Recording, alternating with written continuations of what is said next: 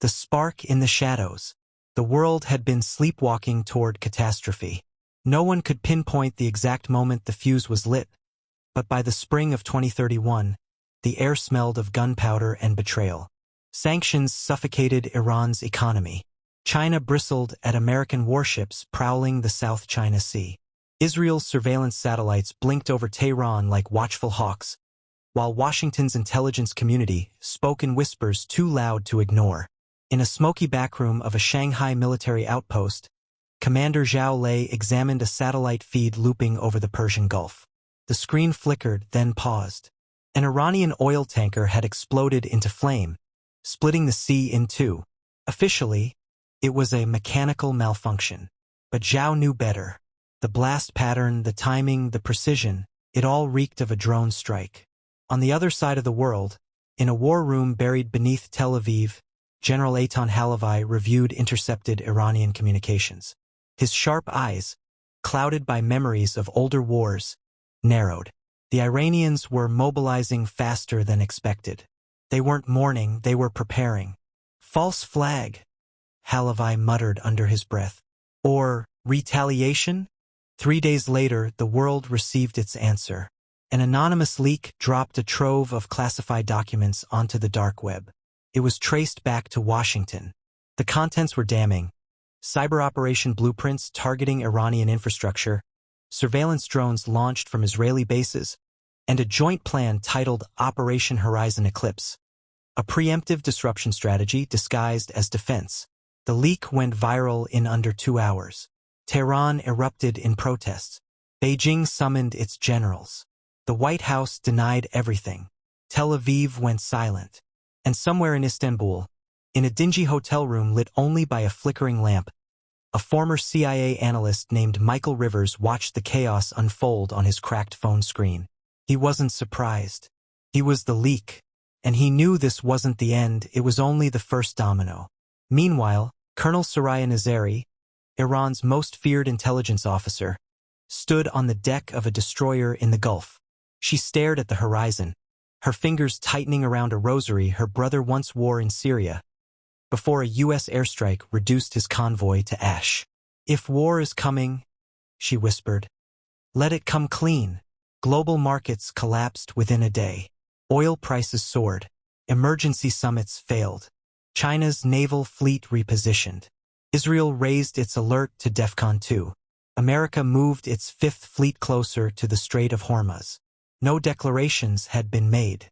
No flags had been raised. But everyone knew. The board was set.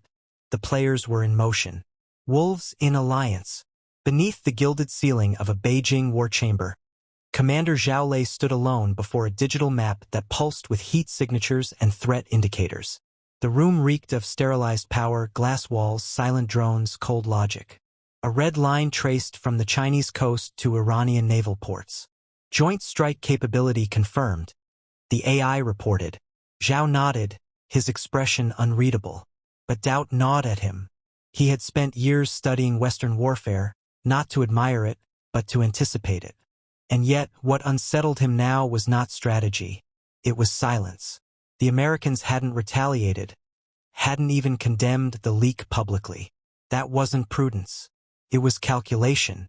Across the ocean, in the Pentagon's subterranean war cell, Agent Michael Rivers watched a screen flicker with incoming intel. Though ex-CIA, he still had ghosts in the system. His leak had cracked open the hornet's nest, but instead of a confession, the White House had launched Operation Sable Mirage, a smear campaign to paint the leak as Chinese disinformation. They weren't backing down. They were digging in. Michael picked up a flash drive from his desk. On it were recordings, diplomatic phone calls, intercepted directives, falsified satellite data. Proof that the war wasn't triggered, it was engineered. But to release it meant burning every bridge he had left. And maybe his life.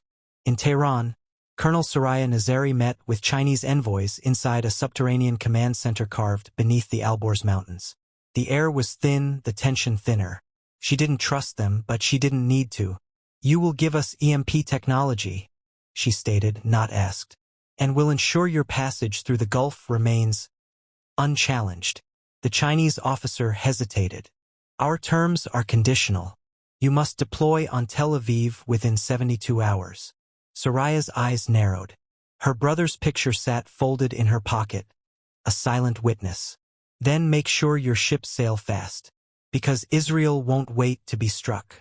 Back in Tel Aviv, General Eitan Halavai stared at an unconfirmed report from Mossad.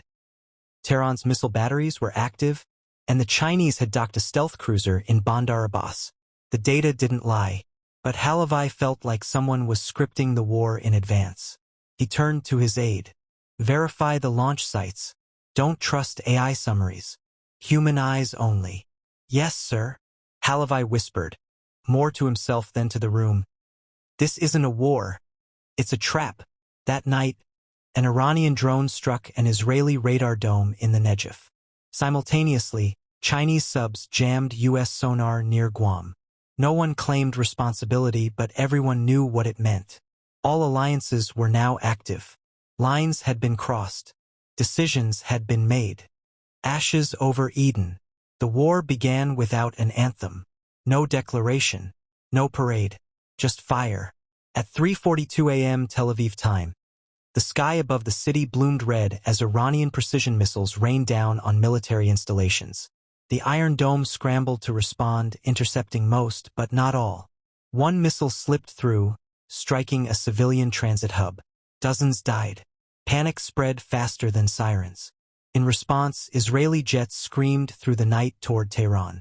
General Eitan Halavai, seated in the underground command center, listened as pilots confirmed targets. Yet he hesitated. He saw the satellite footage, missile sites hidden near schools and hospitals. The dilemma tore at him. Retaliation or restraint? Strike only verified silos. No civilian proximity, he ordered. Sir, a pilot radioed back. We may miss our window. Then let it close, Halavai said, knowing what it would cost him. He was done playing God with innocent lives. Meanwhile, in the South China Sea, Chinese destroyers fired on an American surveillance vessel, the USS Franklin. The ship didn't sink. It vanished. U.S. forces retaliated with cruise missiles, and the waves turned into graveyards. No one could confirm the Franklin's fate. But a broader truth had emerged. The war was no longer regional, it was planetary. In a bunker outside Isfahan, Colonel Soraya Nazari moved among the wounded. A retaliatory Israeli cyber attack had shut down oxygen systems in a hospital. She watched as doctors manually ventilated premature babies by hand pumps. She had prepared for death, but not like this, not children struggling for air while politicians played chess. She walked outside, lit a cigarette with shaking hands, and whispered into her comms. Delay the Tel Aviv escalation. We're not ready. The Chinese liaison protested. We strike now or we lose strategic leverage, he barked. Soraya exhaled smoke. Leverage isn't worth a nursery full of corpses. Thousands of miles away in London, Michael Rivers sat in a borrowed apartment surrounded by encrypted devices and failing nerves. The files on his drive, emails, logs, hidden memos, revealed a conspiracy so vast it felt unreal. American defense contractors had pushed for the conflict for years, their profit margins tethered to chaos. He uploaded one final document to an anonymous whistleblower server titled Children of the Fire, How We Engineered the Forefront War. Within hours, major outlets picked it up. The truth was out. But the war didn't stop. The world spun madly toward annihilation. The Geneva talks collapsed. Beijing severed all communication with Washington. Iran moved troops to the Lebanese border. Israel loaded its nuclear contingency into active alert. And the U.S. Sixth Fleet, like a steel storm, churned through the Mediterranean. Somewhere deep in a burned-out suburb of Baghdad, a child drew pictures in the dust. Jets, bombs, and what looked like two hands reaching for each other but never touching. This was no longer strategy, no longer politics. The war that wasn't. At 4:17 a.m., a rogue Iranian submarine in the Arabian Sea launched a nuclear warhead toward Israel. For 7 minutes, the world stopped breathing. Israel's early warning system triggered instantaneously. Alarms shrieked through Tel Aviv. Prime ministerial advisors scrambled to authorize a retaliatory launch. Panic boiled in bunkers and bedrooms alike. But before the counterstrike command could be confirmed, the warhead exploded mid-air, intercepted by a secretive U.S.-Israeli defense program codenamed Shield of Ash.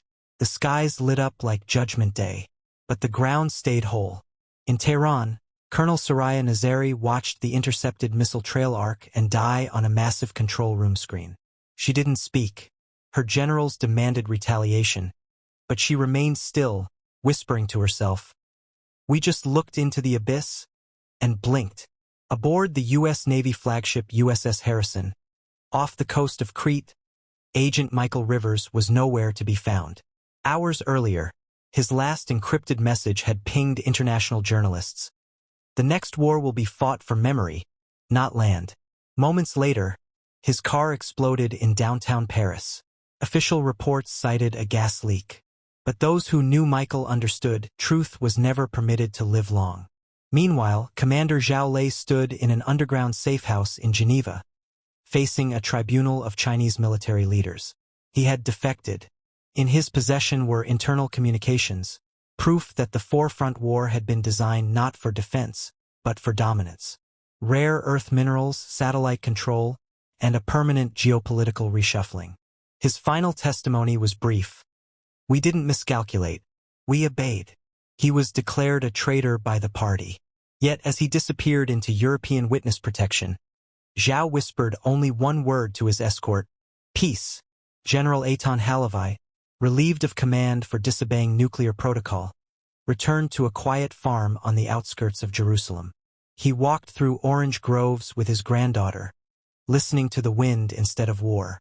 In the silence, he found something he had lost years ago: stillness.